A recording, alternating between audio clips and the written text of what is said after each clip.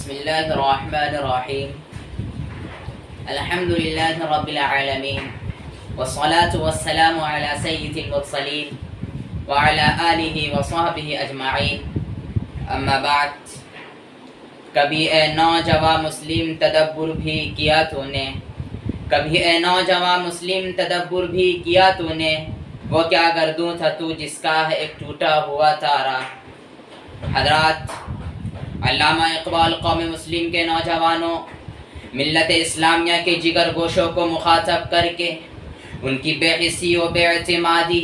بے غیرتی و بے حمیتی پر ملامت کرتے ہوئے ان کو ان کا بھولا ہوا سبق یاد دلاتے ہیں کہ قوم کے جالو،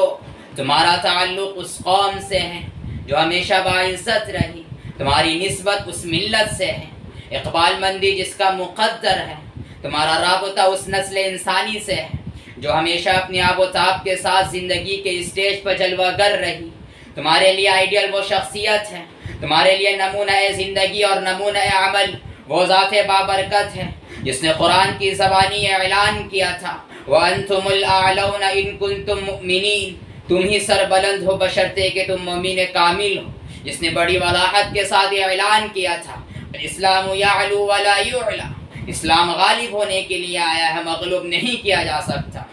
حضرات، اقبال یہ باور کرانا چاہتے ہیں کہ تمہارا تعلق اس ملت سے ہے جس کا منصب دنیا کی امامت و قیادت تھا، جس نے دنیا میں اپنے متبعین کو آداب عبدیت کے ساتھ انداز جہبانی سکھلا کر امامت و قیادت، سیادت و سروری کا سہرا ان کے سر باندھا، انہیں مومنانہ فراست کا آئینہ اور ہمت مردانہ کا علم بردار بنایا، انہیں شہادت کو اپنا کر حکومتوں کو ٹھکرانا سکھلایا، ان کی ایسی تربیت کی کہ رفعت و عظمت میں فرشتوں کے لیے بھی باعث رشک بن گئے. ان کا وجود دنیا میں کفر و شرک اور طاغوتی طاقتوں کے لیے ایک چیلنج بن گیا، جو نرم دم گفتگو، گرم دم جستجو کی زندہ مثال بن گئے، اور جن کی امیدیں قلیل، جن کے مقاصد جلیل ہوتے چلے گئے، جو عزت کی موت کو ذلت کی زندگی پر ترجیح دیتے تھے، جو حلقہ یارہ میں ریشم کی طرح نرم اور رزمگاہ حق و باطل میں فولاد کی طرح گرم تھے کہ صحرائے عرب سے اٹھنے کے بعد انہوں نے کسی منزل پر قیام نہیں کیا، کوئی مقام شوق انہیں راس نہ آیا،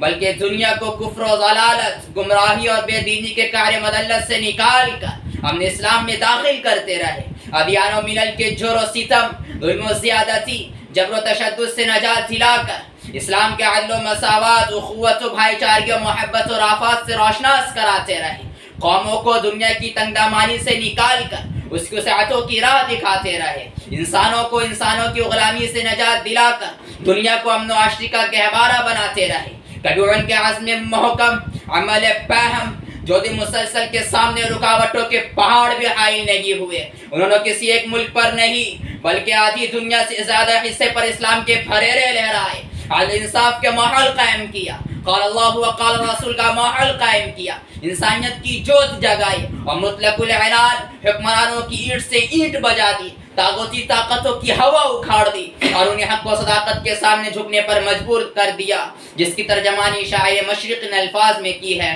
تجھے اس قوم نے پالا ہے آغوش محبت میں، تجھے اس قوم نے پالا ہے آغوش محبت میں، کچل ڈالا تھا جس نے پاؤں میں تاج سرے دارا. غرض میں کیا کہوں تجھ سے کہ وہ صحرا نشیں کیا تھے، جہاں گیرو، جہاں بانو، جہاں دارو، جہاں آرا. حضرات، لیکن شاعر خون کے آنسو روتا ہے